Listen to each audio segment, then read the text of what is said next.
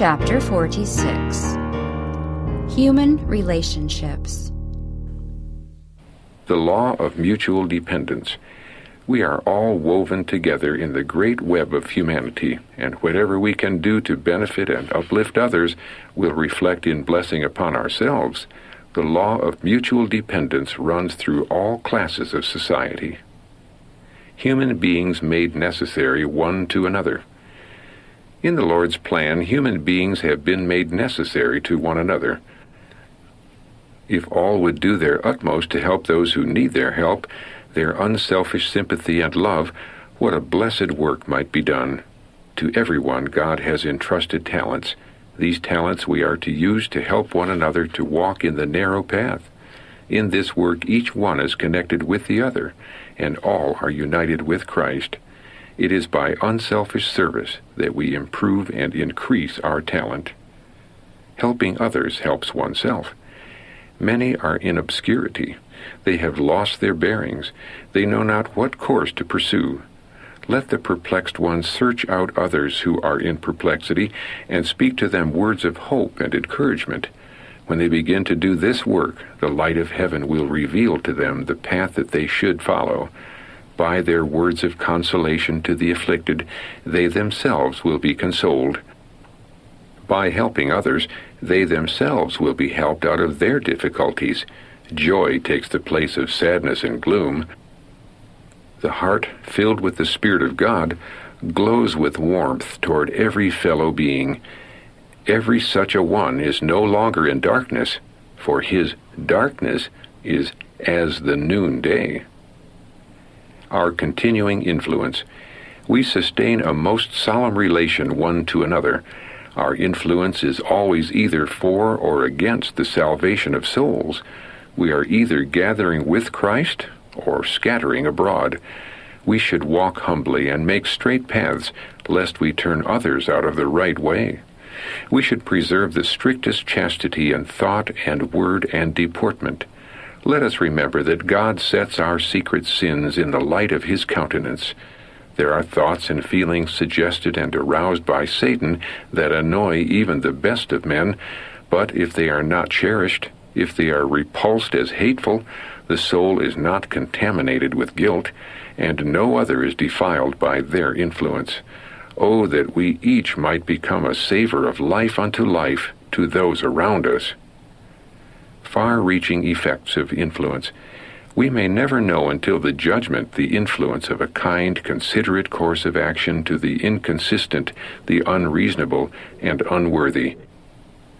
If, after a course of provocation and injustice on their part, you treat them as you would an innocent person, you even take pains to show them special acts of kindness, then you have acted the part of a Christian, and they become surprised and ashamed, and see their course of action and meanness more clearly than if you plainly stated their aggravated acts to rebuke them. Discourtesy and its influence. The good qualities which many possess are hidden, and instead of attracting souls to Christ, they repulse them. If these persons could see the influence of their uncourteous ways and unkind expressions upon unbelievers, and how offensive is such conduct in the sight of God, they would reform their habits, for a lack of courtesy is one of the greatest stumbling blocks to sinners. Selfish, complaining, sour Christians bar the way so that sinners do not care to approach Christ. Be lovable. Let Christ be seen in all that you do. Let all see that you are living epistles of Jesus Christ. Be lovable. Let your life win the hearts of all who are brought in contact with you. There is too little done at the present time to render the truth attractive to others. Every action and influence.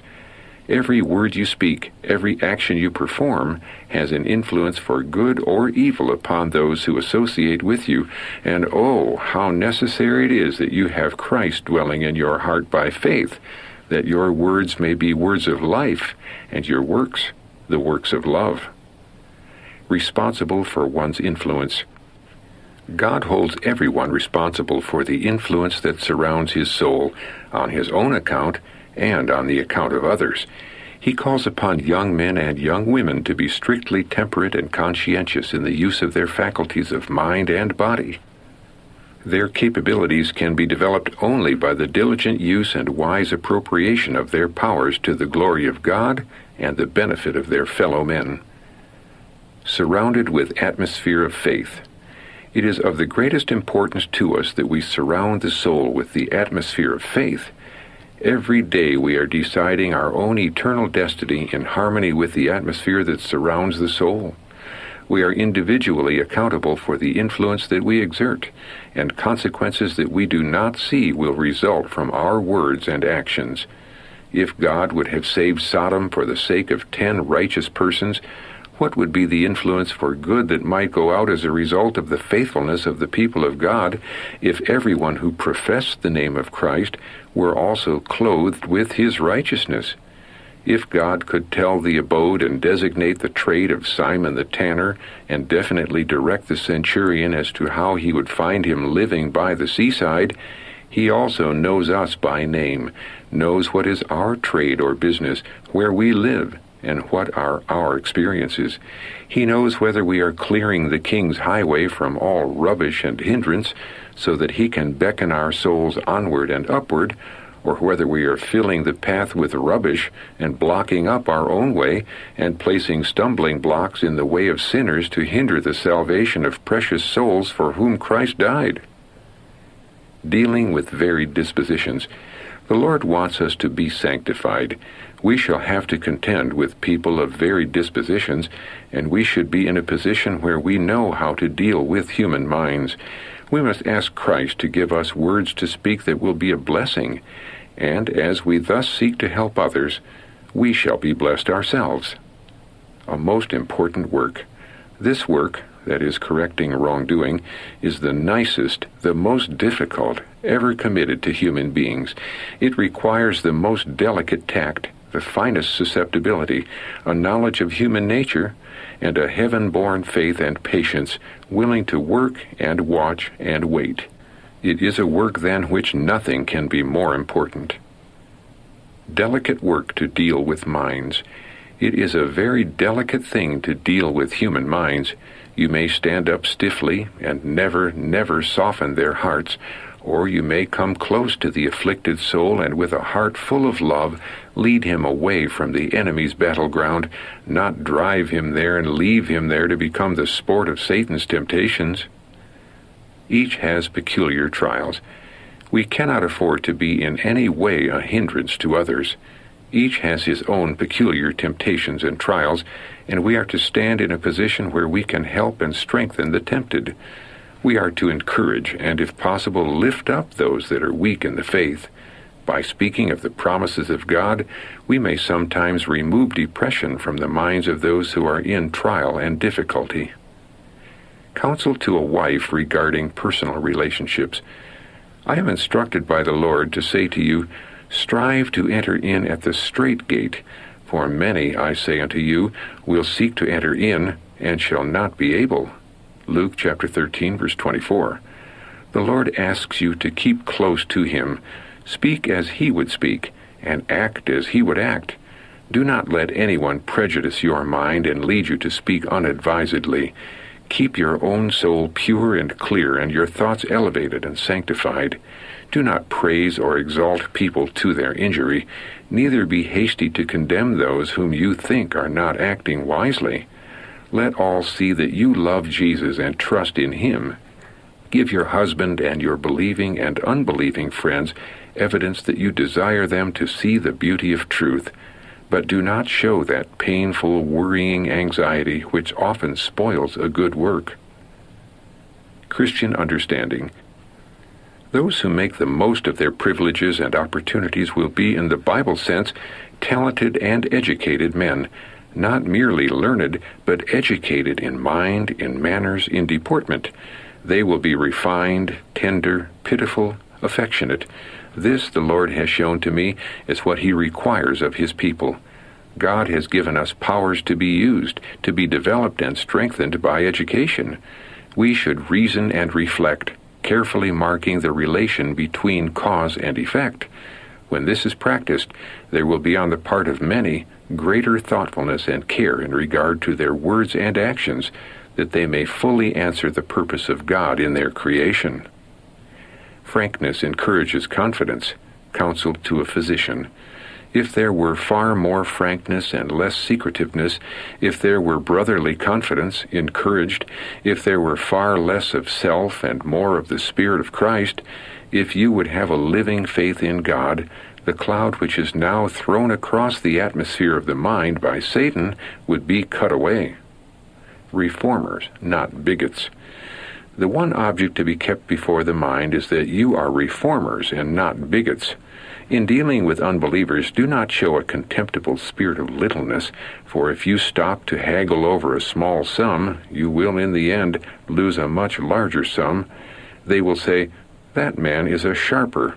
He would cheat you out of your rights if he possibly could, so be on your guard when you have any dealing with him." But if in a deal a trifle in your favor is placed to the favor of another, that other will work with you on the same generous plan. Littleness begets littleness. Penuriousness begets penuriousness. Those who pursue this course do not see how contemptible it appears to others, especially those not of our faith, and the precious cause of truth bears the stamp of this defect. Be straightforward. In all our dealings, wherever we may be, we are to be perfectly straightforward. We cannot afford to break one of the commandments of God for the sake of worldly gain. Who are we? Christ said to his disciples, "Ye are the salt of the earth. But if the salt have lost its savor, wherewith shall it be salted? It is henceforth good for nothing, but to be cast out, and to be trodden under foot of men." Honesty essential. In all the details of life, the strictest principles of honesty are to be maintained. These are not the principles which govern our world, for Satan, deceiver, liar, and oppressor, is the master, and his subjects follow him and carry out his purposes. But Christians serve under a different master, and their actions must be wrought in God, irrespective of all selfish gain. Deviation from perfect fairness in business deals may appear as a small thing in the estimation of some, but our Savior did not thus regard it. His words on this point are plain and explicit. He that is faithful in that which is least is faithful also in much. Luke chapter 16, verse 10. A man who will overreach his neighbor on a small scale will overreach on a larger scale if the temptation is brought to bear upon him. A false representation in a small matter is as much dishonesty in the sight of God as falsity in a larger matter. In the Christian world today, fraud is practiced to a fearful extent. God's commandment-keeping people should show that they are above all these things. The dishonest practices which mar the dealing of man with his fellow man should never be practiced by one who professes to be a believer in present truth. God's people do great harm to the truth by the least departure from integrity. A man may not have a pleasant exterior. He may be deficient in many respects, but if he has a reputation for straightforward honesty, he will be respected. Stern integrity covers many objectionable traits of character. A man who steadfastly adheres to truth will win the confidence of all. Not only will his brethren in the faith trust him, but unbelievers will be constrained to acknowledge him as a man of honor. Unbending integrity like pure gold. The servants of God are obliged to be more or less connected with the worldly by business transactions, but they should buy and sell with a realization that the eye of God is upon them. No false balances or deceitful weights are to be used, for these are an abomination to the Lord. In every business transaction, a Christian will be just what he wants his brethren to think he is. His course of action is guided by underlying principles. He does not scheme, therefore he has nothing to conceal, nothing to gloss over. He may be criticized, he may be tested, but his unbending integrity will shine forth like pure gold. He is a blessing to all connected with him, for his word is trustworthy. He is a man who will not take advantage of his neighbor. He is a friend and benefactor to all, and his fellow men put confidence in his counsel. Does he employ laborers to gather in his harvest? Their hard-earned money is not kept back by fraud. Has he money for which he has no immediate use? He relieves the necessities of his less fortunate brother. He does not seek to add to his own land or to fill his pocket by taking advantage of the distressing circumstances in which his neighbor is placed. His object is to help and bless his neighbor. A truly honest man will never take advantage of weakness or incompetency in order to fill his own purse. He accepts a fair equivalent for that which he sells. If there are defects in the articles sold, he frankly tells his brother or his neighbor, although by so doing he may work against his own pecuniary interests. Understanding humanity. He who seeks to transform humanity must himself understand humanity. Only through sympathy, faith, and love can men be reached and uplifted. Here Christ stands revealed as the master teacher of all that ever dwelt on the earth. He alone has perfect understanding of the human soul. There is a science in dealing with those who seem especially weak. If we would teach others, we ourselves must first learn of Christ. We need broad views that we may do true medical missionary work and show tact in dealing with minds. Those who are really the least in need of help are likely to receive the most of our attention. But we need to show special wisdom in dealing with those who seem inconsiderate and thoughtless. Some do not comprehend the sacredness of the work of God. Those of the least ability, the thoughtless, and even the indolent especially demand careful, prayerful consideration. We must exercise tact in dealing with those who seem to be ignorant and out of the way. By persevering effort in their behalf, we must help them to become useful in the Lord's work. They will respond readily to a patient, tender, loving interest. We are to cooperate with the Lord Jesus in restoring the inefficient and the erring to intelligence and purity. This work ranks equally in importance with the work of the gospel ministry. We are called upon by God to manifest an untiring, patient interest in the salvation of those who need divine polishing. Do not discuss grievances. Blessed are the peacemakers, for they shall be called the children of God. Who calls them so? All the heavenly intelligences. Then do not encourage any tempted soul to tell you the grievances of a brother or a friend. Tell them that you do not want to hear their words of censure and evil speaking, because your counselor has told you in his word that if you cease to stir up strife and become a peacemaker, you will be blessed. Tell them that this is the blessing you are craving. For Christ's sake, do not speak or think evil. May the Lord help us not only to read the Bible, but to practice its teachings. The human agent who is faithful in his work, who unites gentleness with his power, justice with his love, causes rejoicing among the heavenly intelligences, and glorifies God. Let us strive earnestly to be good and to do good, and we shall receive the crown of life that fadeth not away. Working for and with others. When light flashes into the soul, some who appeared to be most fully given to sin will become successful workers for just such sinners as they themselves once were. Through faith in Christ, some will rise to high places of service and be entrusted with responsibilities in the work of saving souls. They see where their own weakness lies. They realize the depravity of their nature. They know the strength of sin, the power of evil habit. They realize their inability to overcome without the help of Christ, and their constant cry is, "I cast my helpless soul on Thee." Deal gently. Let us not try to work ourselves or others, but let us depend upon the Holy Spirit. Deal gently with human beings. With hearts full of spiritual tenderness, melt your way into convicted hearts. Let your words be dipped in the heavenly oil from the 2 olive branches.